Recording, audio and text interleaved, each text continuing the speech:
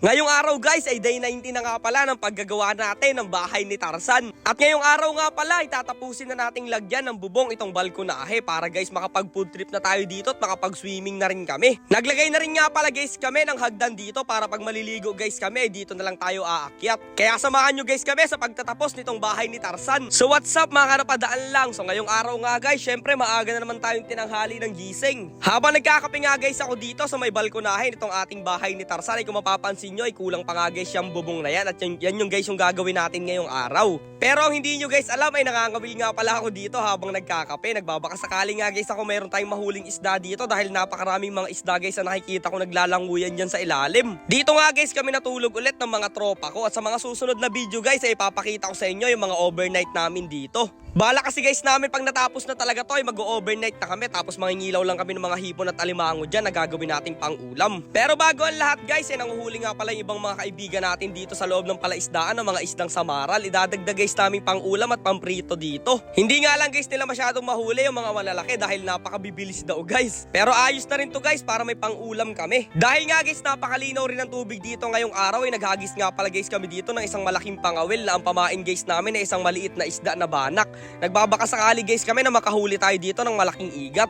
Sa mga solid followers nga pala guys namin dyan, palambing naman sa inyo. Pakilike naman sana guys ng video na to at kung pwede guys, pakishare na rin. Maraming salamat po. Guys, what's up? Mag-start na ulit kami ngayon sa paggagawa nitong bahay ni Tarzan. So bali nga guys, day 19 na tayo. At tatapusin na natin tong bubong dito sa terrace. Eto guys. Tatapusin na natin to. Kahapon lang natapos lang natin itong bubong na to. Ayan. So ngayon tatapusin na natin yung dulo. Kaya samahan nyo kami guys. Tapos syempre maliligo tayo dyan mamaya. Let's go! Ngayong araw nga pala guys ay balak na talaga naming tapusin itong ginagawa nating bahay ni Tarzan. Konti na lang naman guys ang lalagyan natin na bubong dito sa balkonahe kaya paniguradong matatapos na natin yan. At eto guys baka magtaka kayo kung bakit may space dito. Sinasabi ko nga guys sa inyo yan nga pala yung hagdan papunta doon sa second floor na gagawin natin. Nakaabang lang siya dyan. Mag-iipon lang guys tayo ng konti tapos ayun babakbakan na kaagad natin yung second floor nito. Syempre guys hindi rin naman talaga biro yung gumawa ng mga ganitong klase ng kubo lalong lalo na pag bahay na ni Tarzan ay talagang medyo magastos rin. Pero ganun pa man guys ay papatuloy natin yung mga ganitong content kasi ito guys yung madalas na pinapanood nyo at dito kayo natutuwa. Kaya naman guys sana suportahan nyo kami sa araw-araw na mga ginagawa naming vlog. Dito nga guys ay agad na kaming umakyat dito sa may taas ng puno para maikabit na guys itong mga natitirang pawid na ilalagay natin dito sa bubong. Sobrang ganda talaga guys ng view dito lalong lalo na pag pa-high tide na nakaka-relax at pwedeng mag-swimming.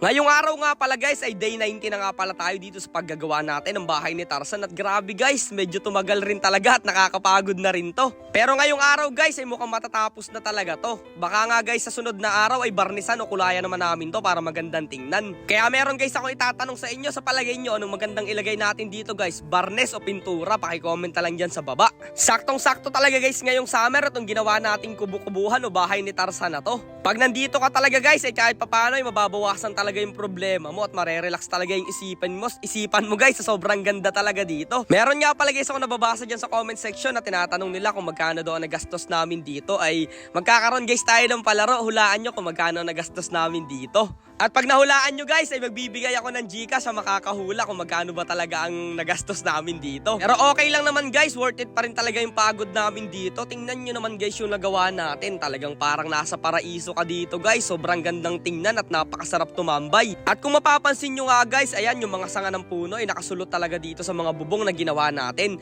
Talaga guys, preserve natin yan para hindi guys maapektuhan yung puno at para mas tumibay rin itong paggagawa natin sa bahay ni Tarzan. Para naman guys, pag bumagyo guys ay mas matibay talaga tong nagawa natin. At dahil nga guys marami nagsasuggest sa inyo na magawa tayo ng hagdan ay eto nga pala guys yung ginawa namin. Bali nga guys ang ginawa lang namin dyan ay parang tali lang na merong mga apaka na kahoy para guys napopold namin dito sa taas. Pag kasi guys dun pa sa may kabilang tulay natin dadaan ay medyo malayo pa at mababasa pa yung mga dadaanan niya kaya dito na lang guys tayo aakyat pag naliligo tayo. At speaking of isda nga pala guys, napakaraming mga isda talaga dito ng mga umaaligid. Ayan guys, so meron pa nga guys maliliit na sobrang dami talaga. Hindi nga lang guys namin alam kung ano ba yung similya ng isda na yan, pero nakakatawa talaga silang tingnan. Ngayong araw nga pala guys, meron nga pala mga nagpaalam sa amin ng mga bata na kung pwede daw silang makita o pwede daw nilang makita itong bahay ni Tarzan at pwede daw sila ditong maligo. Kaya eto guys, pinayagan namin sila.